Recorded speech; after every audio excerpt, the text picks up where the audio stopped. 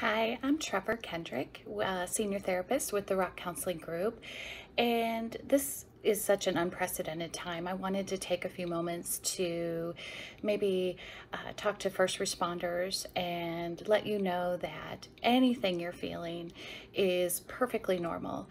You may be feeling fear about yourself and your safety, the safety of your family, possibly bringing this virus home to them.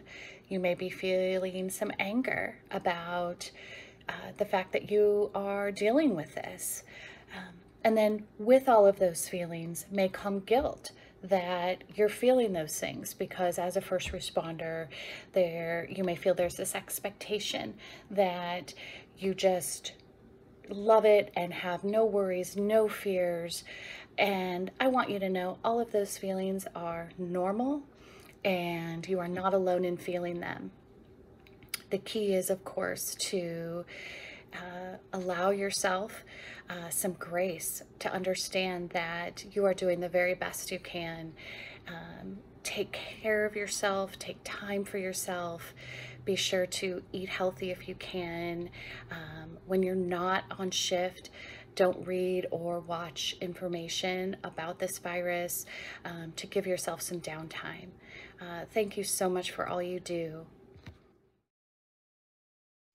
Hi, this is RJ with the Rock Council Group, and I just wanted to make a little video here and share with the first responders of the community, one, how grateful we are and how incredibly appreciative we are of all the work and all the dedication and commitment you've put in the last few weeks and months in relation to keeping everyone in our community safe and healthy and putting yourselves at risk during that time.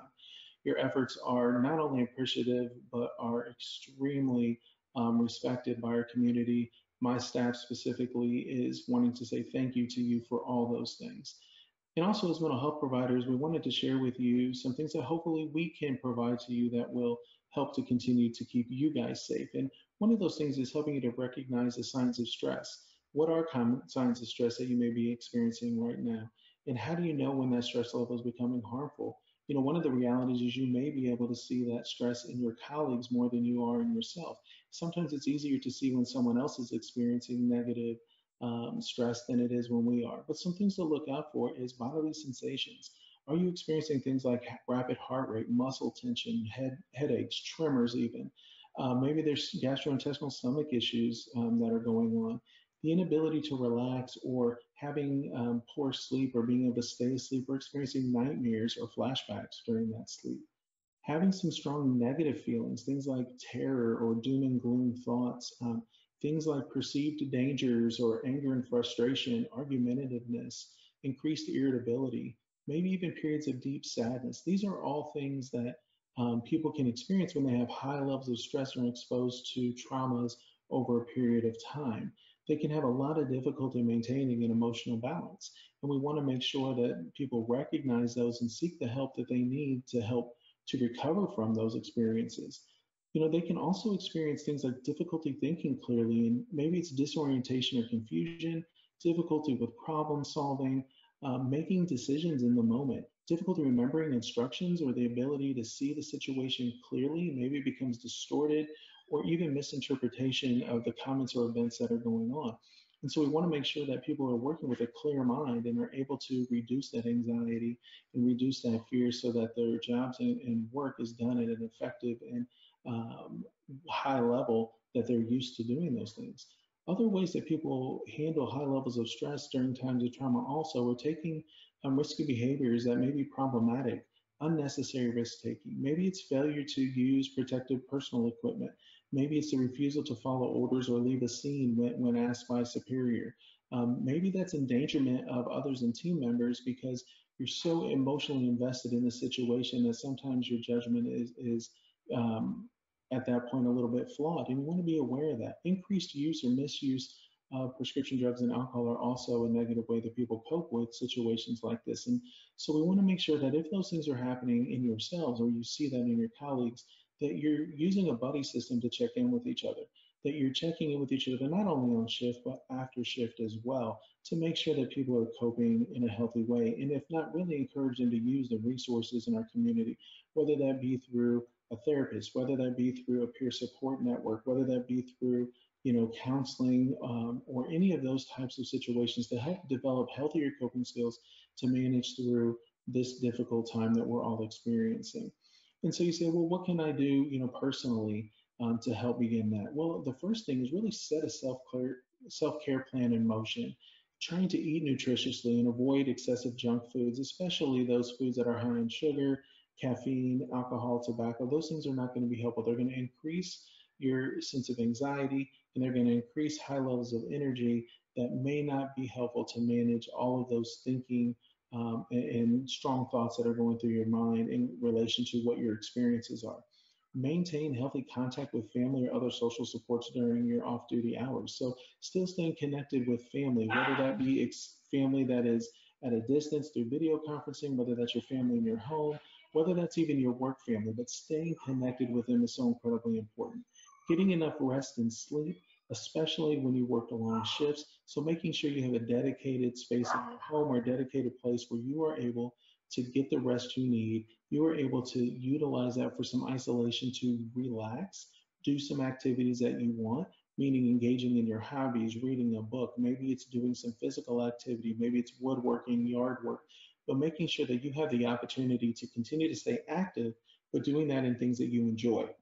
Implement some stress management techniques. So again, reducing physical tension by exercising, stretching, hiking, deep breaths, even listening to music and doing things physical is extremely important. Practice that self-awareness though, and so recognize your personal stress signs. Is this stress related to the current shift I worked? Is it related to other financial stresses? Is it related to things I can't control? This is a situation that is the epitome of not being able to control what's going on around us. What we can control is how we interact with it, how we entertain those anxiety thoughts, and what we do with them. If we allow those thoughts to become more than what they are, then what happens is we don't have the control of them and we begin to panic. We begin to do things to try and gain control that may not be healthy. And so we want to make sure that we're recognizing those thoughts for what they are. The first way to do that is recognize that, look, let's all be honest, this situation sucks. This is not something that we want. This is not something that we are choosing to engage in. This is something we're being forced to respond to. So, sitting with that emotion and recognizing that, yes, this sucks is something that's extremely helpful. Sometimes when we fight the natural emotion that we have, we don't necessarily allow it to experience it, so it becomes more. We push it down and it builds and builds and builds. Sometimes just acknowledging the reality that we're sad, or we not acknowledging the reality that we're frustrated, or that this sucks, is something that we can actually help us to move forward because it allows that emotion to move through us faster.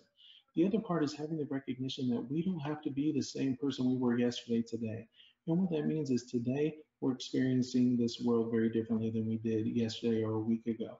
And so sometimes we have to quickly move into a different way of living, and that's okay because we know that right now that's what we have to do.